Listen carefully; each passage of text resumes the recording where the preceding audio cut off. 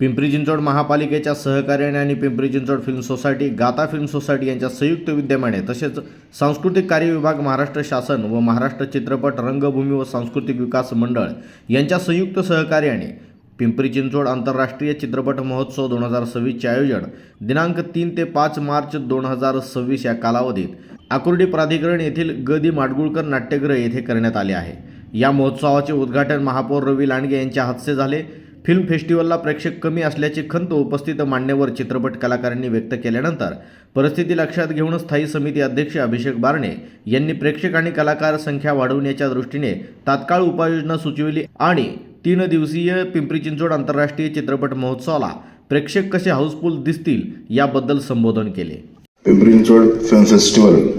या कार्यक्रमानिमित्त आज व्यासपीठावरती उपस्थित असलेले आपल्या महानगरपालिकेचे शहराचे प्रथम नागरिक रवी लांडगे, आपल्या उपमहापौर शैलजाताई बाबर, आपल्या क्रीडा समितीचे सभापती कैलासजी कुटे, त्याचबरोबर डाके सर असतील, दाते सर असतील, गुंड सर असतील व सर्वच व्यासपीठावरती उपस्थित मान्यवर, आज फिल्म फेस्टिवलबद्दल माझ्या अगोदर बऱ्याचशा वक्त्यांनी बऱ्याचशा गोष्टी आपल्या शहरामध्ये फिल्म फेस्टिवल होत असल्याचं सांगितलं आणि हे जे होत आहे तर सगळ्यांनी एक खंत व्यक्त केलेली आहे की उपस्थितांची संख्या, तर उपस्थितांची संख्येमध्ये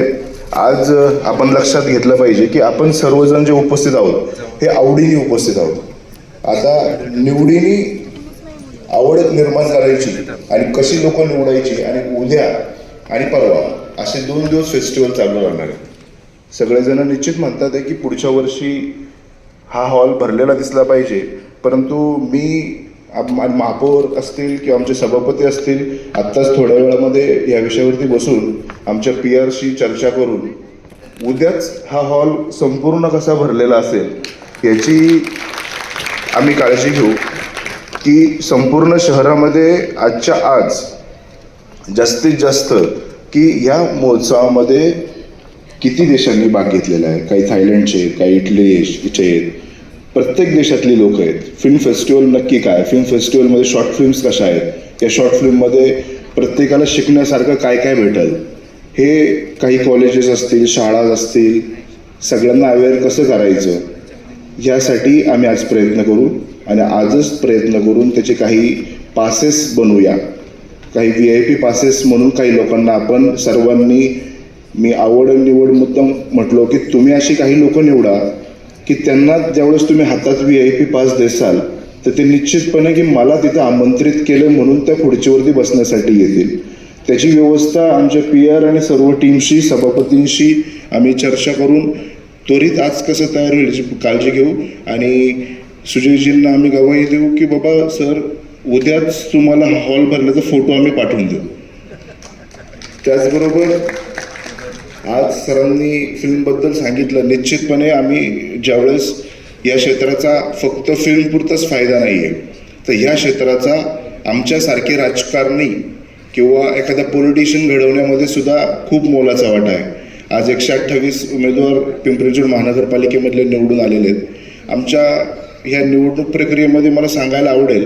की प्रत्येक पोज की बाबा स्क्रिप्ट रायटिंग की उद्या काय भाषण करायचे, उद्या कोणाशी काय बोलायचे, कुणाला कसं भेटायचे, ह्याच्यासाठी सुद्धा विचारवंत, ह्याच्यासाठी सुद्धा स्क्रिप्ट रायटर, ह्याच्यासाठी सुद्धा व्हिडिओग्राफर यांची आवश्यकता आम्हाला भासली। आणि ज्यावेळेस तुम्ही मगाशी म्हटले की एखादाची सत्ता सिनेमा पाडू पण शकते, एखादी सत्ता आणू पण शकते, तसेच आम्हाला निवडून आणण्यासाठी या कलाकारांची देखील खूप मदत झालेली आहे आणि त्यासाठी मी या सर्व कलाकारांचे सुद्धा आभार मानेल की बाबा ह्या सगळ्या उत्सवामध्ये, या फिल्म फेस्टिवलमध्ये असे नवीन कलाकार तयार होतात। आर्थिक सक्षमता प्रत्येक कलाकाराची असावी, त्यासाठी हा जोड व्यवसाय म्हणून देखील त्याच्याकडं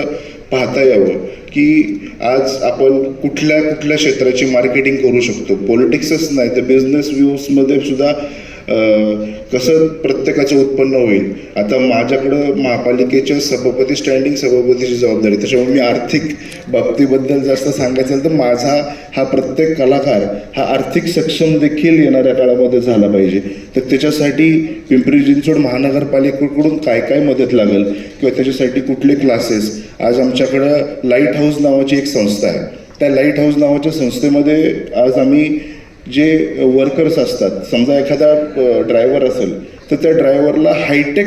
कसा बनवायचा, तर त्याच्यासाठी ज्या इम्पोर्टेड कार्स असतात तर त्या कारमध्ये ह्या इन्स्ट्रुमेंट्स कशा वापरायच्या, बटन्स कुठं असतात हे शिकवल्यानंतर तो ड्रायव्हर 20,000चा पगारवाला ड्रायव्हर 27,000च्या पगारापर्यंत जातो. त्याच पद्धतीने ह्या वर्कशॉपमध्ये आपल्या कलाकारांना कुठं जोडून घेता येईल याच्यासाठी देखील येणाऱ्या काळामध्ये आम्ही प्रयत्न करू आणि तुमचे सगळ्यांचे जे सजेशन्स असतील या निश्चित आमच्यापर्यंत यावेत, महानगरपालिकेपर्यंत यावेत. महापौरांकडं आज महापौर असतील, मी सभापती म्हणून असेल, उपमहापौर असेल, आमचे क्रीडाचे सांस्कृतिकचे सभापती कैलासजी कुठे असतील, यांना सगळ्यांना आम्ही सर्व एक टीम म्हणून काम करतोय. कुणाकडेही तुम्ही कसल्याही प्रकारचा संपर्क साधा,